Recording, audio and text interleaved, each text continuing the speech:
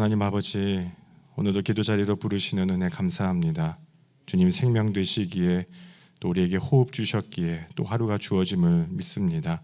죽음을 이기시고 다시 사신 부활은 2000년 전 사건이 아니라 오늘 우리 안에서 역사하고 있음을 믿습니다. 우리를 사랑하신 십자가 사랑과 부활의 신비로 주님 닮아가는 하루 되게 인도하여 주옵소서. 눈에 보이는 일들에 매이지 않고 영원한 하나님 나라 살아가게 하옵소서. 부활주의를 지나 기쁨의 50일을 지킵니다. 주님, 세상이 주는 기쁨도 많지만 주님 주시는 기쁨만이 참되고 영원하다는 것을 깨닫게 하옵소서. 진정한 영혼의 기쁨만이 거짓을 이겨내고 미움과 증오를 극복하며 나 자신을 마주할 용기가 있음을 알게 하여 주옵소서. 주님 주시는 기쁨이 무력함을 이겨내고 절망은 소망이 됨을 기억하게 하옵소서. 육신의 질병으로 고통당하는 환우들 있습니다. 마음의 연약함으로 지친 이들 있습니다. 주님 불쌍히 여겨 주옵소서. 치유의 능력으로 붙잡아 주시고 강건함을 허락하여 주옵소서. 관계 문제로 힘들어할 때 회복과 화해의 은혜를 더하시고 앞길이 막혀 형통함을 구합니다. 강하고 크신 주님의 손으로 막힌 담 허물어지는 은혜를 베풀어 주옵소서. 주님 자녀들 위해 기도합니다. 학업과 진로의 길 앞에서 수고하고 고민하는 자녀들 하나님의 지혜를 주사 분별력과 판단력을 주시며 성령의 충만함으로 힘있게 살아갈 용기를 더하여 주옵소서. 세상의 기준이 기쁨이 아니라 하나님과 함께하는 길을 걸어갈 때 참다운 기쁨과 행복이 있다는 걸 깨닫게 하시고 걸음마다 기쁨과 감사가 충만케 하여 하나님을 그리고 부모님을 사랑하고 공경하는 마음을 더하여 주옵소서.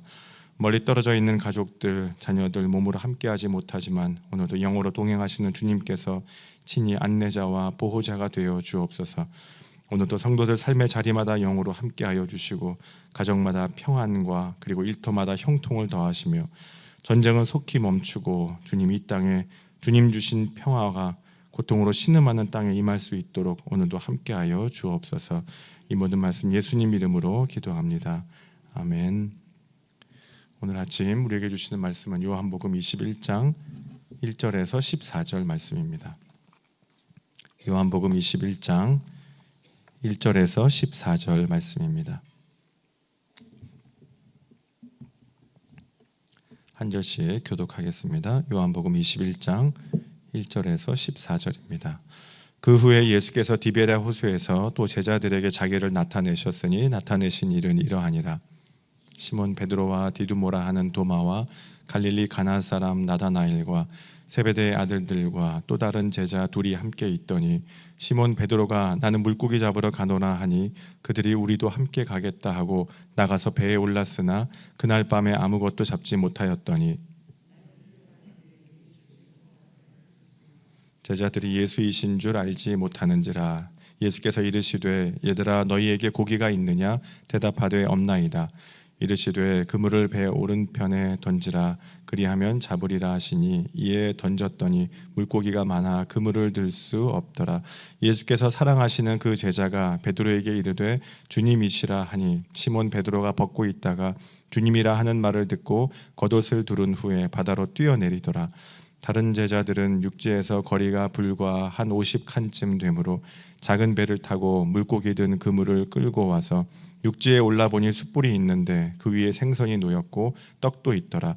예수께서 이르시되 지금 잡은 생선을 좀 가져오라 하시니 시몬 베드로가 올라가서 그물을 육지에 끌어올리니 가득히 찬 큰 물고기가 153마리라 이같이 많으나 그물이 찢어지지 아니하였더라.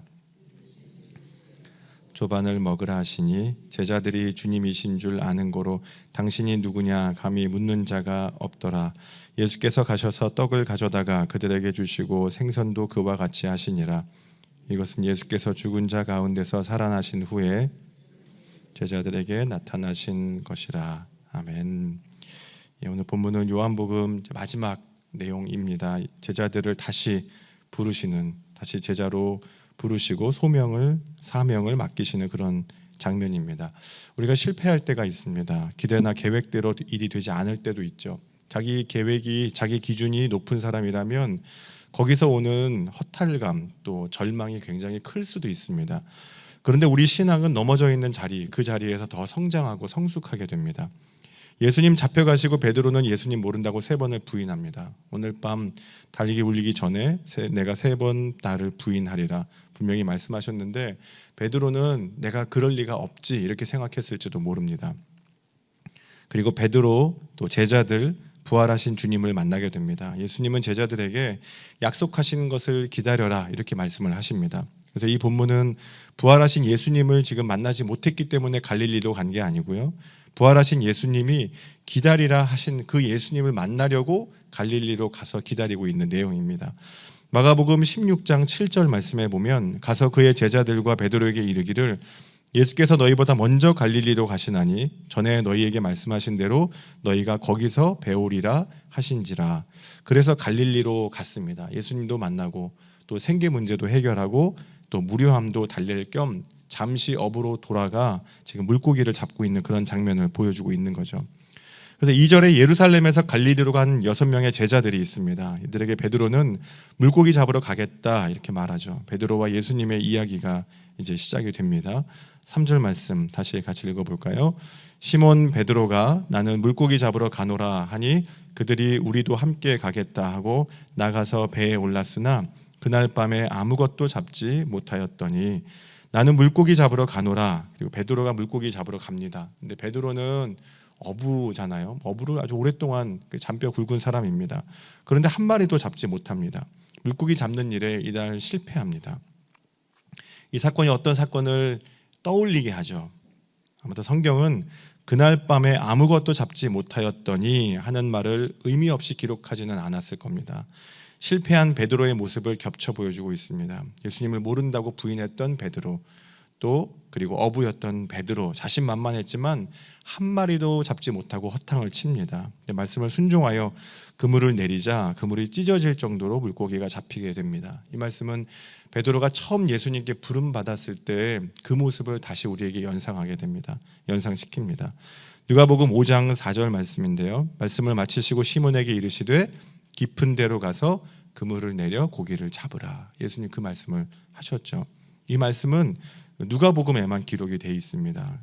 깊은 데로 가서 그물을 내려 고기를 잡으라. 그 말을 들었을 때 베드로는 어처구니가 없었을 거예요. 내가 물고기를 얼마나 많이 잡았는데 예수님 목수가 뭘 안다고 나한테 깊은 데다 그물을 내리라고 하시나 그런 생각을 했을지 모릅니다. 내가 전문가인데. 그리고 베드로가 대답을 합니다. 시몬이 대답하여 이르되 선생님 우리들이 밤이 새도록 수고하였지만 잡은 것이 없지만은 말씀에 의지하여 그물을 내리리이다.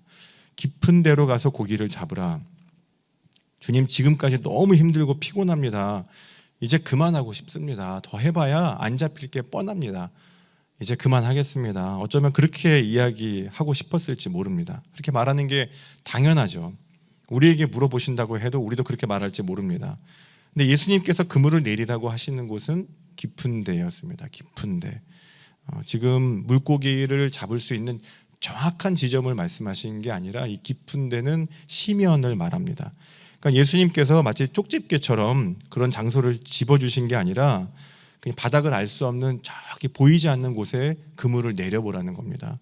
그러니까 더 속이 상했을지도 모릅니다. 지금까지 허탕 쳤는데 또 그물을, 그것도 지금 이 시간에는 물고기 안 잡힐 게 뻔한데 그물을 내린다고 물고기가 잡히겠냐고요. 그런 생각이 듭니다. 근데 여러분 우리가 주님의 제자가 되는 것은 예수 그리스도께서 내 인생의 주인이심을 우리가 믿고 고백하면서부터입니다. 주님의 말씀을 따르면서부터입니다. 예수님은 베드로를 부르실 때 그러신 겁니다. 바닥이 보이지 않지, 아무것도 안 잡힐 것 같지, 계산도 안 되지, 거기에 의심이 들고 내가 하고 있는 계획과 아무 상관이 없는 곳, 내가 말하는 거기에 그물을 내려봐, 이렇게 말씀하신 겁니다. 내 마음과 영혼의 시면에 말씀을 던져보라는 겁니다. 우리가 의심이 들 때 그때 말씀을 던져보라는 겁니다. 안 될 것 같고 아닌 것 같은 그런 그물을 던지는 허탕질을 해봐야, 말씀을 따르는 수고를 해봐야 주님의 제자가 될 수 있다, 이렇게 얘기를 하는 겁니다. 베드로가 실패한 그때 다시 제자가 되는 법을 주님은 또다시 가르쳐주고 계십니다. 그래야 물고기를 잡을 수 있다, 나를 따를 수 있다. 4절 말씀 또 읽어봅니다. 날이 새어갈 때에 예수께서 바닷가에 서셨으나 제자들이 예수이신 줄 알지 못하는지라. 날이 새어갈 때에, 이건 가장 어두웠다가 동이 터오는 시간을 말합니다. 새벽 3시에서 6시 사이예요. 짙은 어두움에서 빛으로 바뀌는 시간, 지금 그 사이를 말합니다. 그 과정을 말합니다. 그러니까 지금은 완전한 어둠도 아니고 완전한 빛도 아닙니다. 그 사이입니다. 어둠에서 빛으로 바뀌어 가고 있는 그 과정을 말하는 건데요. 그 경계에 예수님이 서 계십니다. 여러분, 우리 주님은 늘 그 경계에서 우리를 기다리고 서 있음을 우리는 기억해야 됩니다. 믿음을 선택해야 되고 사랑으로 바라봐야 되고 소망을 의지해야 됩니다. 그게 날이 새어갈 때에 우리 영혼의 어둠에서 빛으로 바뀌고 있을 때 주님을 선택하는 방법입니다. 왜냐하면 주님은 늘 그 경계에서 우리에게 영혼의 빛을 비춰주시기 때문입니다. 우리에게 빛이 되어주시기 때문입니다. 제자들은 어둠에서 빛이 임하는 시간에 아직 예수님을 알아보지 못하고 있습니다. 근데 요한복음에 예수님의 자기 선언이 7개가 있잖아요. 에고에임이. 그 중에 하나가 나는 세상의 빛이다. 예수님 그렇게 말씀하십니다. 내가 세상의 빛이다. 우리 영혼이 어두울 때, 세상이 어두울 때, 아무것도 보이지 않을 때 예수님이 빛이라고 말씀하십니다. 예수님 외에는 세상에 빛이 없습니다. 엠마오로 걸어가던 두 제자가 슬픈 빛을 띠고 머물러 섰더라. 이렇게 누가복음에 기록하고 있죠. 그때 동행하는 예수님을 알아보지 못합니다. 예수님을 잃었다는 허탈함, 그 영혼의 어두움으로 가득 차 있을 때 예수님 분명히 부활하셨지만, 그리고 옆에 계시지만 예수님을 알아보지 못해요. 그게 바로 영혼의 어두움입니다. 오늘 본문에도 제자들은 예수님이 보이지 않습니다. 그래서 그리스도인은 말씀을 묵상하고 기도하며 우리가 어두움 중에도 빛으로 오신 예수님을 발견해야 되는 줄 믿습니다. 그런 영의 눈이 필요합니다. 그때 예수님을 알아본 제자가 있었죠. 7절 말씀 우리 같이 읽어봅니다. 예수께서 사랑하시는 그 제자가 베드로에게 이르되 주님이시라 하니 시몬 베드로가 벗고 있다가 주님이라 하는 말을 듣고 겉옷을 두른 후에 바다로 뛰어내리더라.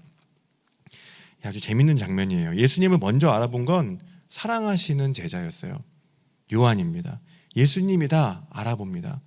그런데 예수님 계신 해변으로 가려고 배에서 뛰어내린 건 누구예요? 베드로였어요. 벗고 있다가 겉옷을 두른 건 이제 업으로 그물을 올리는 일 때문에 그렇습니다. 그때 그물을 작업을 할 때는 대부분 겉옷을 다 벗고 일했기 때문에 그런 상황에 예수님이라는 말을 듣자 요한이 예수님을 알아보자마자 얼마나 허겁지겁 달려갔는지를 보여주고 있는 거죠. 여기서 뛰어내리더라 하는 말은 내던졌다는 뜻입니다. 그러니까 자기 몸을 바다에 던졌어요. 그만큼 빨리 가고 싶었다는 겁니다. 빨리 가려는 베드로가 얼마나 성격이 급한 사람이었는지를 보여주고 있죠. 배가 조금 가고 나서 어차피 예수님 만날 건데 그렇게 기다리지 못하고 참지 못했던 그런 베드로였습니다. 여러분, 예수님을 발견하는 이 예수님이 사랑하시는 제자, 또 예수님께 달려가는 이 실패한 제자, 우리는 어떤 사람일까요? 우리에게는 예수님을 발견하는 믿음의 눈도 필요하고요, 또 주님을 보고 달려가는 이 간절함과 사랑도 필요합니다. 이 두 가지가 다 필요합니다. 예수님을 발견하기도 해야 되고 찾기도 해야 되고 또 주님을 보고는 달려갈 수 있는 그런 간절함과 사랑도 필요합니다. 요한계시록에 그런 말씀이 있죠. 내가 내 행위를 아노니 내가 차지도 아니하고 뜨겁지도 아니하다.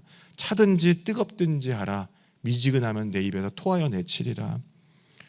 그런 말씀이 있죠. 우리가 그런 사랑으로, 그런 주님을 보는 믿음으로 언제나 주님께 가까이 갈 수 있는 믿음이 우리에게 필요합니다. 그리고 9절 말씀에 이렇게 기록합니다. 육지에 올라보니 숯불이 있는데 그 위에 생선이 놓였고 떡도 있더라. 또 12절 말씀, 예수께서 이르시되 와서 조반을 먹으라 하시니 제자들이 주님이신 줄 아는 고로 당신이 누구냐 감히 묻는 자가 없더라. 예수님이 이제 아침 동이 터올 때 아침 식사를 준비하십니다. 부활하신 예수님이 음식도 꽤 잘하셨나 봐요. 그래서 숯불이 있고 그 위에 생선과 이제 떡이 있습니다. 먹을 게 있습니다.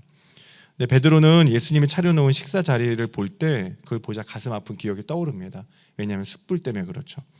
숯불이라고 기록된 헬라어 안스라키아는 베드로가 예수님을 모른다고 부인할 때 쬐고 있었던 그 숯불과 같은 단어입니다. 안스라키아. 그 숯불을 보자 그날 밤의 기억이 이제 떠오르는 겁니다. 예수님을 맹세하고 부인하고 통곡했던, 울었던 그 밤의 고통이 떠오릅니다. 감추고 싶었던 그 상처, 아픔. 근데 예수님은 그날 밤의 일을 물어보시는 게 아니었죠. 그날 밤에 이를 묻지 않으십니다. 그냥 생선 잡은 게 있냐? 가져와라. 생선 잡은 게 몇 마리였어요? 153마리. 이건 세상의 모든 민족으로 하나님께 돌아오게 해야 되는 사람을 낚는 어부가 되라는 그런 하나님의 뜻입니다. 그 사명을 보여줍니다. 처음 이들이 제자로 부름받았을 때는 물고기를 많이 잡았을 때, 깊은데 그물을 던졌을 때는 그물이 찢어졌어요. 그런데 이날에는 그물이 찢어지지 않습니다. 여러분, 실패를 통해 우리는 더 단단해진다는 것을 오늘 본문 말씀을 보며 배우게 됩니다. 우리도 실패하고 넘어집니다.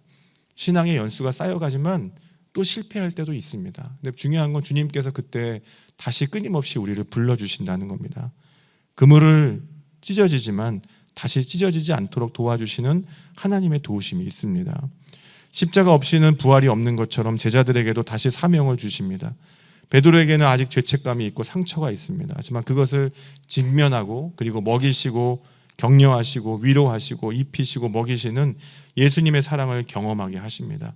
빛 되신 예수님만이 우리를 치유하시기 때문입니다. 예수님의 사랑만이 우리를 회복시키십니다.